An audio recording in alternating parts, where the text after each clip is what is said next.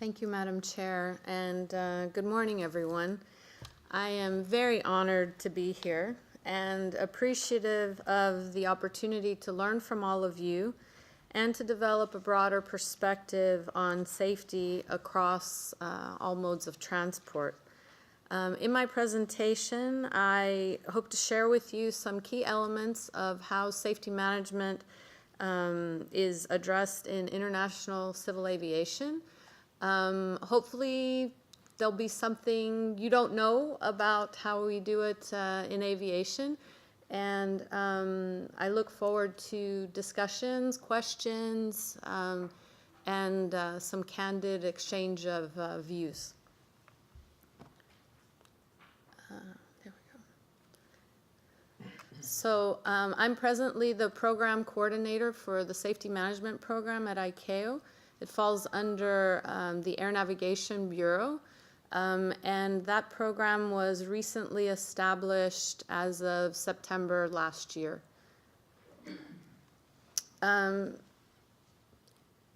With the application of safety management in aviation, there's basically two main aims. In the past, aviation safety has been primarily reactive. We have a big aviation accident, which normally resulted in a flurry of rulemaking activity to try to learn from the accident and prevent it from happening in the future. So what the main focus of safety management is now is a more proactive approach, so trying to put barriers in place to prevent the accident from happening in the first place, and also a focus on a data-informed approach. So basically trying to put the right information in the right hands at the right time to promote better decision-making. Something that I think all the leadership would love to have. In aviation, we have a policy-level document for safety. It's called the Global Aviation Safety Plan. This document, the one that's pictured there, was recently endorsed at the 39th Assembly of ICAO, which took place September of last year. The aim of this document is to outline a set of objectives as well as safety priorities for civil aviation and to promote a strategy which promotes prioritization and continuous improvement of safety. The document also promotes collaboration across the aviation community between the industry and ICAO at an international, regional, and a national level, with the hope of delivering harmonized, safe, and efficient international civil aviation system.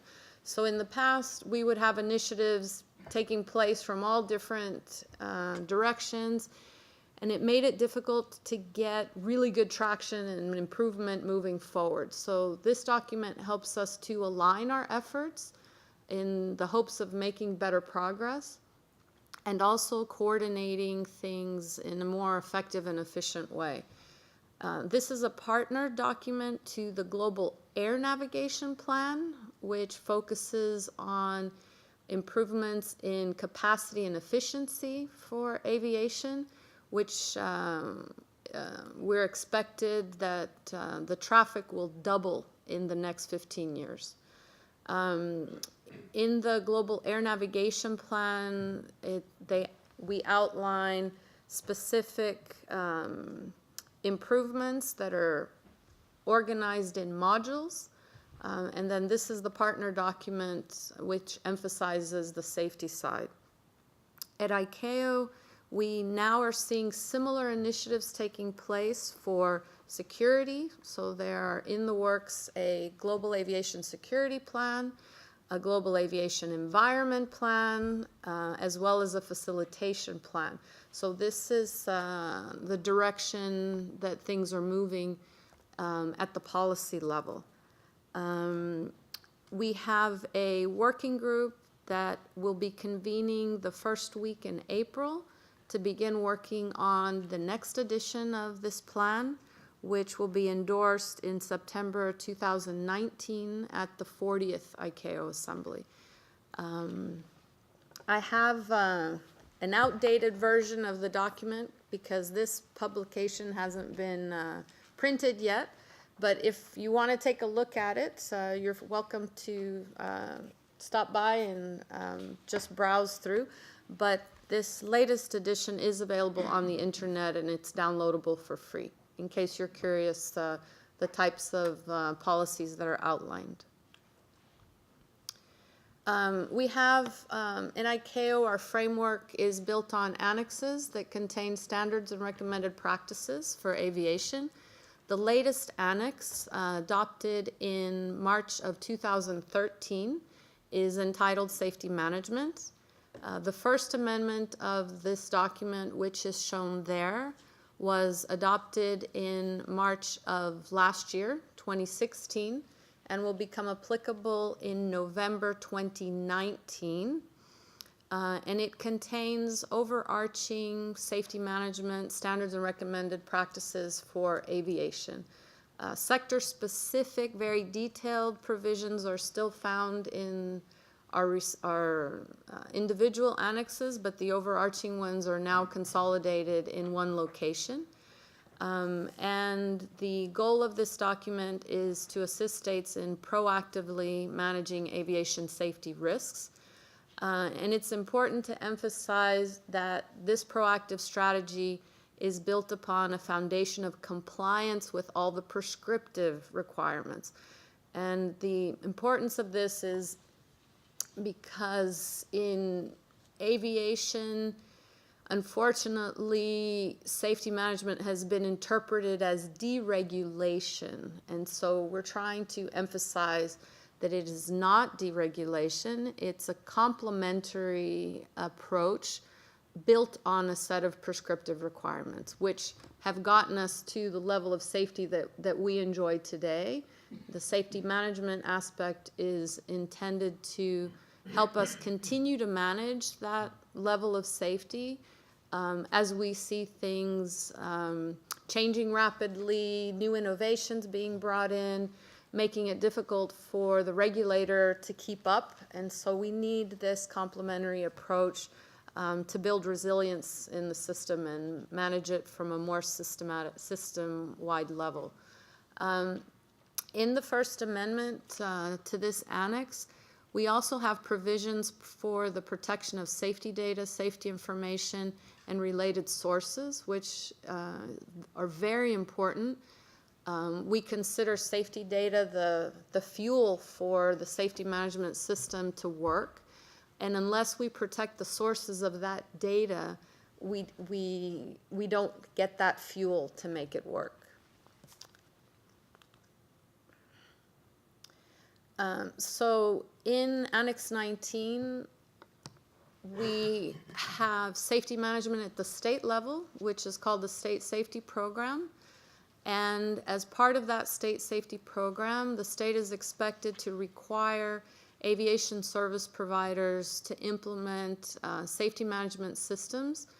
And this is based on a framework of 4 components and 12 elements, which you see here. At the component level, you have safety policy and objectives. You have the second component on safety risk management, the third one on safety assurance, and lastly, safety promotion.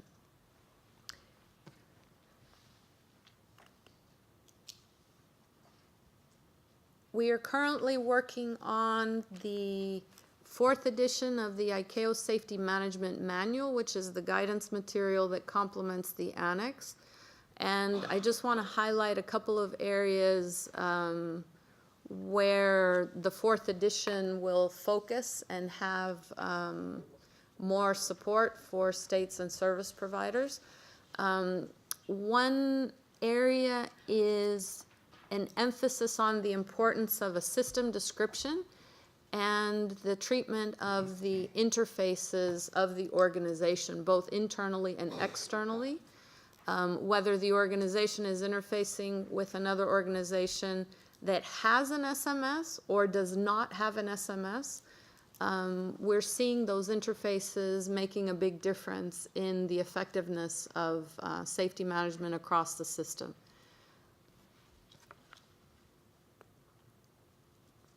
And then the other area where we find states are facing a lot of challenges and where we're hoping the guidance material will have more support is on the measurement and monitoring of performance, which is intended to continually improve safety as well as provide a means to determine the impact of any changes to the system on safety performance.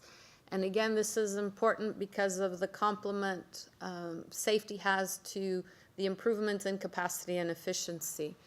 At the state level, we have a provision that requires the state to establish the acceptable level of safety performance to be achieved in the state.